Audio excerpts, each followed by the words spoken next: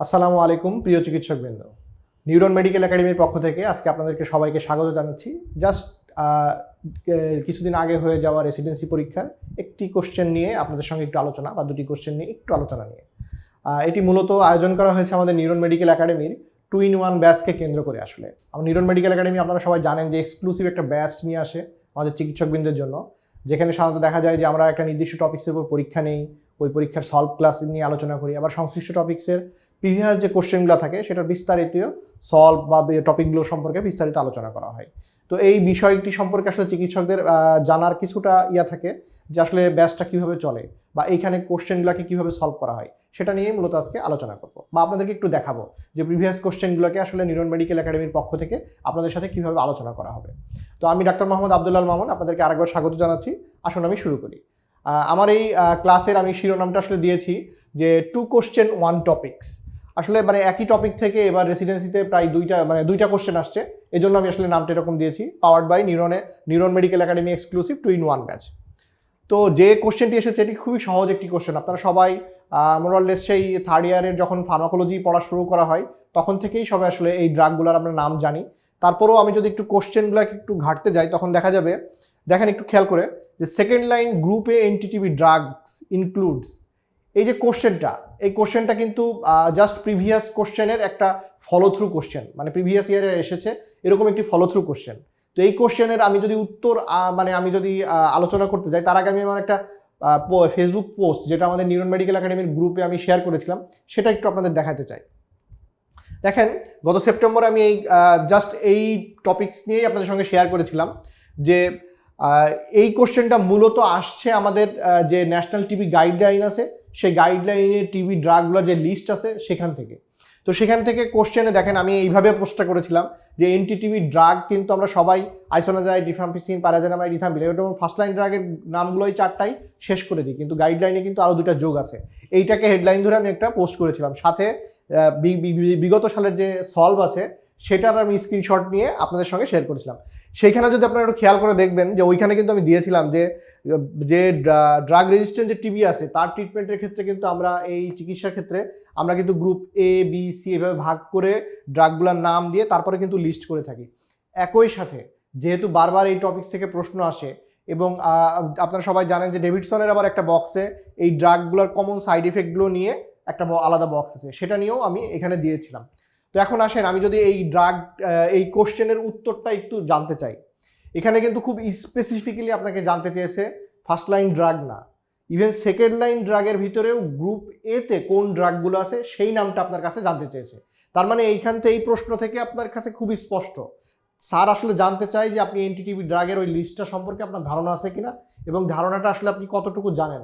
Group a drug সম্পর্কে তো আপনি জানবেনই,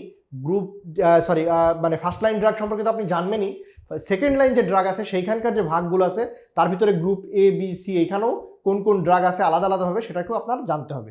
তাহলে আমি যদি একটু দেখি যে আমাদের ন্যাশনাল টিবি গাইডলাইনে কিন্তু ফার্স্ট লাইন ড্রাগের নাম শুধু যে আইসোনাজাইড, রিফাম্পিসিন, ইথাম্বিটল বা প্যারাজেনামিড এটা আছে তা না, রিফাবিউটিন এবং রিফাপিন্টিন এটিকেও কিন্তু ফার্স্ট লাইন এনটিটিভি ড্রাগের ভিতরেই রাখা হয়েছে।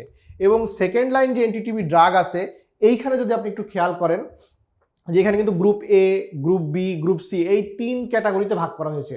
অনেক সময় এটা একটু মুখস্থ রাখতে বা পড়তে সমস্যা হয়, এই জন্য আমি সবসময় বলি যে প্রথম 2টা যদি আপনি মনে রাখেন 3 নম্বরটা আপনার জন্য জানা বা অ্যান্সার করাটা ইজি হয়ে যাবে।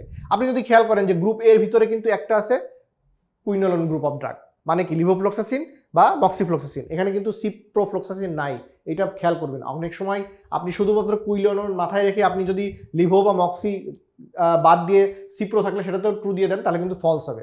সাথে আর 2টা থাকে গ্রুপ এতে, বেডাকুইলিন, লিনেজোলিড। তাহলে আপনি যদি এই 3টা মনে রাখতে পারেন, আর সাথে গ্রুপ বি এর 2টা ক্লোফাজিমিন, সাইক্লোসেরিন বা টেরিজিডন, এই যে নামগুলো আপনি যদি গ্রুপ এ, বি এই 2টা মনে রাখতে পারেন, তৃতীয় নম্বরে যে আপনার জন্য কিন্তু খুব ইজি হয়ে যাবে গ্রুপ সিতে কোনগুলো আছে।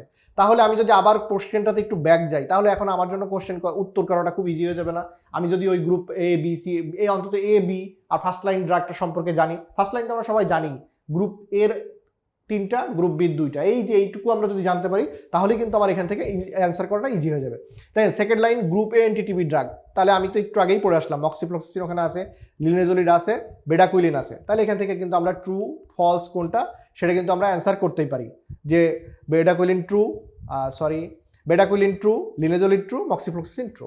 তাহলে মানে গ্রুপ এ এনটিটিভি ড্রাগ যেটা সেকেন্ড লাইন ড্রাগ সেটা কিন্তু আমরা এইখান থেকে অ্যান্সার করতে পারলাম। তাহলে আমার ওই ফেসবুক পোস্টের যে স্ক্রিনশটগুলো ছিল বা লেখাগুলো ছিল সেটা পড়লেও কিন্তু আপনি এই অ্যান্সারটা করতে পারতেন। অনেক সময় কি হয় যে আমরা সাধারণত দেখা যায় যে এনটিটিভি ড্রাগের শুধু ফার্স্ট লাইন ড্রাগগুলোই পড়ে যায়, কিন্তু ইদানিং আমরা খেয়াল করলাম যে ঠিক দেখেন রিসেন্ট কোশ্চেন কিন্তু এটা, সেখানে কিন্তু আপনার দেখেন সেকেন্ড লাইন ড্রাগের মানে নাম আসছে, এইবার জাস্ট এইবার কিন্তু আপনার চলে আসছে যে এবার একদম স্পেসিফিক কোন গ্রুপের কোন ড্রাগ। এই একই টপিক থেকে আপনার আরেকটা কোশ্চেনও এসেছে এবার রেসিডেন্সিতে, সেটা নিয়ে যদি আমরা একটু আলোচনা করি। দেখেন, extensively drug resistant TB is resistant to, মানে এক্সডিআর টিবিতে কোন কোন ড্রাগের বিপরীতে রেজিস্ট্যান্স শো করে। এখন এইটা যদি আপনি উত্তর করতে চান আসলে আপনাকে কিছু সংজ্ঞা কিন্তু জানতে হবে। এই সংজ্ঞাগুলো যদি আমি একটু দেখি, আপনি কিন্তু ওইভাবে আসলে কোনো বইয়ে মানে একদম স্পেসিফিক্যালি বলতে গেলে আপনি পাবেন ডেভিডসনে, আপনি পাবেন আপনার ফার্মাকোলজি বইয়ে, আপনি পাবেন আপনার ন্যাশনাল গাইডলাইনে। আসলে এই তিন জায়গাতেই এইটা সম্পর্কে একটু স্পেসিফিক অল্প অল্প করে বর্ণনা করা আছে। এখন আপনি কোনটাকে ধরবেন বা কোনটাকে ধরবেন না সেটা নিয়ে আমি আসবো, কারণ এই জায়গায় একটু কনফিউশন তৈরি হয়। তার আগে আমি একটু শিখে আসেন ড্রাগ রেজিস্ট্যান্ট টিবি সংজ্ঞাগুলো সম্পর্কে একটু আমাদের জানা দরকার। ড্রাগ রেজিস্ট্যান্ট টিবি কি, মানে যে কোনো ড্রাগের বিপরীতে রেজিস্ট্যান্ট থাকলে আমরা তখন ফার্স্ট লাইন ড্রাগের বিপরীতে থাকলে তখন আমরা তাকে বলছি যেটা একটা ড্রাগ রেজিস্ট্যান্ট টিবি। আর মাল্টি ড্রাগ রেজিস্ট্যান্ট টিবি আমরা তখনই বলি যখন একই সাথে আইসোনায়াজাইড এবং রিফাম্পিসিন দুইটার বিরুদ্ধেই রেজিস্ট্যান্ট শো করে কোনো একটা টিবি ব্যাসিলাই, তখন সেটাকে আমরা বলছি এমডিআর টিবি বা মাল্টি ড্রাগ রেজিস্ট্যান্ট টিবি। তাহলে এক্সটেন্সিভলি ড্রাগ রেজিস্ট্যান্ট টিবি কি, এটাকে বলছে যে আপনার অ্যাটলিস্ট মানে আইসোনায়াজাইড রিফাম্পিসিন থাকবেই, সাথে ওই যে গ্রুপ এর ভিতরে আমরা দুইটা কুইনোলনের নাম শিখলাম না, লিভোফ্লোক্সাসিন বা মক্সিফ্লোক্সাসিন, তাহলে ওই কুইনোলন গ্রুপ অফ ড্রাগস থাকবে, প্লাস আপনার সাথে থাকবে at least one second line anti TB injectable drug. এই যে আমি এই তিনটা সংজ্ঞা আপনাদেরকে দেখালাম এটা কিন্তু আছে ডেভিডসনে, কিন্তু আপনি যদি আমাদের যে ন্যাশনাল গাইডলাইন যদি ফলো করেন ওইখানে কিন্তু অন্য সবগুলা মিললেও আপনার যখন এক্সটেন্সিভলি ড্রাগ রেজিস্ট্যান্স টিবিতে আসবেন তখন কিন্তু সংজ্ঞাতে একটু চেঞ্জ আছে। আমি তারপরে একটু প্রথম দিক থেকে বা একটু যদি এমডিআর থেকে আসি, এমডিআরে কি বলছে যে আইসোনায়াজাইড এবং রিফাম্পিসিনের বিরুদ্ধে এটা রেজিস্ট্যান্ট থাকবে, মানে এতে কোনো সন্দেহ নেই, এটা হলো আপনার এমডিআর।